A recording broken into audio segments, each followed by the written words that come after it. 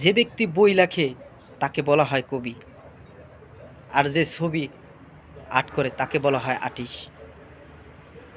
কোরআনকে সৃষ্টি করেছেন আমাদের রব্বুল আলামিন। কোরআন পড়লে হিন্দু মুসলিম বৌদ্ধ সবারই ঝরে পড়ে চোখের পানি। অনেকেই কোরআনকে অবহেলা করে। হিন্দু হও আর ভাই বৌদ্ধ হও, তাতে কোনো মনে হিংসা অহংকার নাই। তবে কেন ইসলামের কোরআনকে নিয়ে তোমরা অবহেলা করো ভাই? তোমাদের গির্জাকে আমরা তো কখনো মুসলিম জাতি অবহেলা করি না। আমরা কি তোমাদের করেছি কোনো ক্ষতি?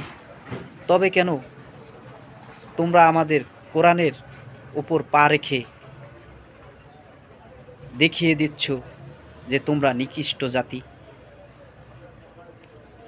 আল্লাহ ছাড় দেয় কিন্তু ছেড়ে দেয় না। মনে রেখো, পাপ কখনো বাপকে ছাড়ে না। আজ অথবা কাল ঠিকই সাজা পাবে। তোমাকে আমাকে সৃষ্টি করেছে ওই উপরওয়ালা। তবে কেন কোরআনকে নিয়ে তোমরা করো এত অবহেলা?